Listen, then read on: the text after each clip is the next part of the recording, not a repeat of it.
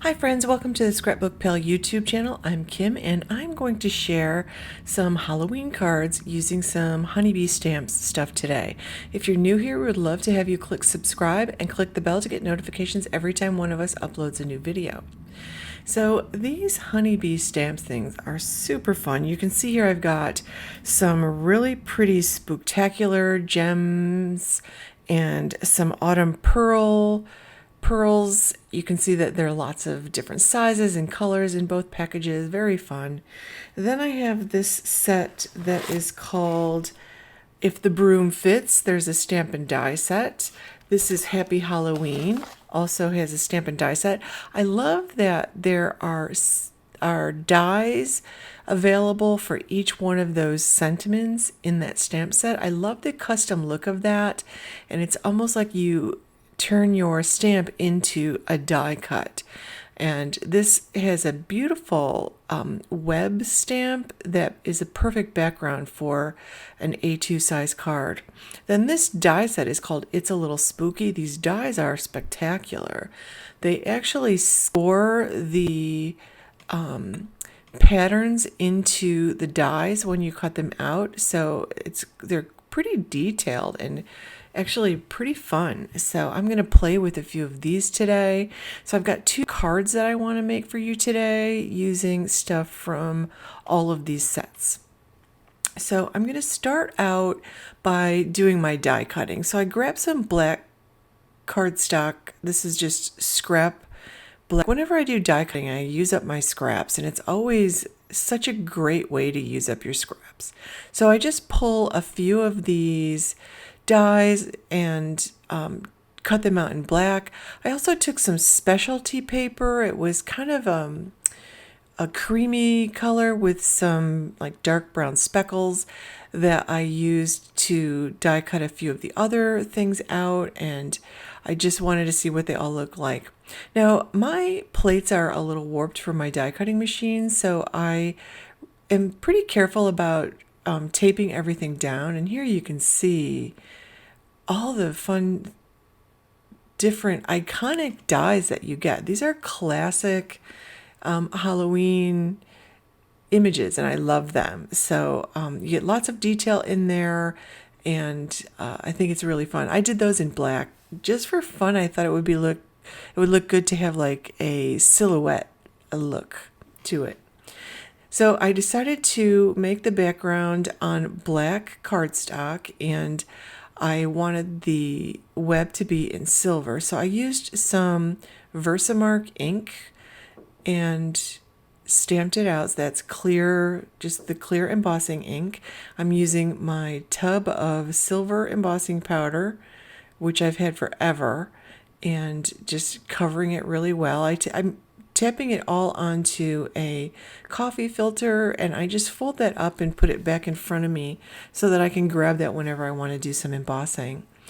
And that's my procedure for embossing, and then I just heat set it, and this turns out really nicely. I love actually how great that works as a background stamp for your card, and then you could just use one of those sentiments if you wanted to. But I'm going to add a couple of these little dies, and some of these layer together nicely. There's actually a little flame dies, but I decided it would be much easier to color in my flames with my Copic markers. So I just pulled out a yellowy orange and colored the flames that way, instead of trying to get the little tiny flames with my tweezers and a little tiny amount of glue. And since I was doing black on black here really, I have my the blender brush that I'm using actually has some weathered wood distress oxide on it, just to kind of make that candlestick a little bit different from that background black, just so it wouldn't blend in so perfectly.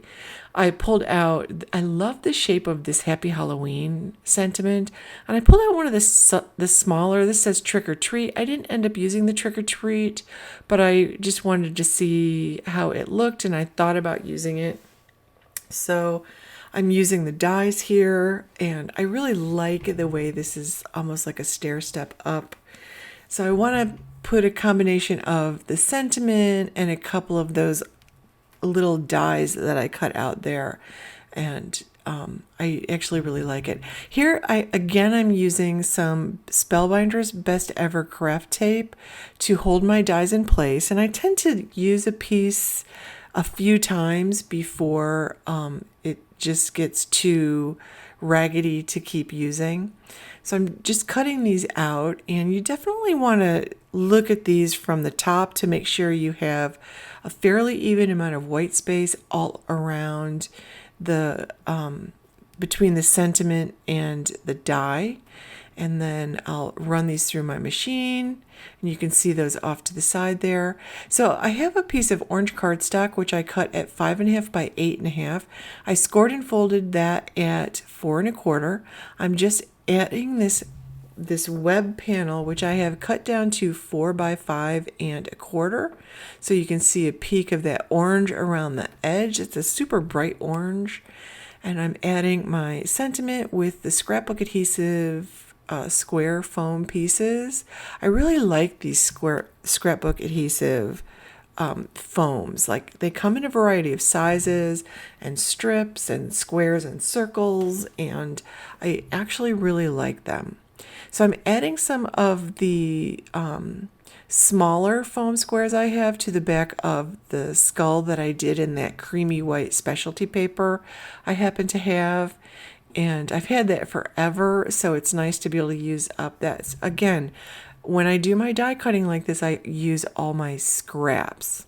This is YR15 that I'm using here for the flame, just to give it a little bit of color that sort of coordinates with that back, the card base color. And I'm going to put some of the little foam strips down the back of those candles, and that works perfectly, and it gives it a little bit of dimension. So I added some of the Spooktacular gems. They're already like self-adhesive. They have adhesive on the back, and I'm making a second card, so I pulled out some of the other images. The hat is actually from the what was that called? It's not Happy Halloween. It is the If the Broom Fits stamp set and die set. I also have the die set. And I'm just going to color that hat in with some gray markers. I used W8, 6, 4, 2, and 0 and colored the hat in, and super simple to put these cards together.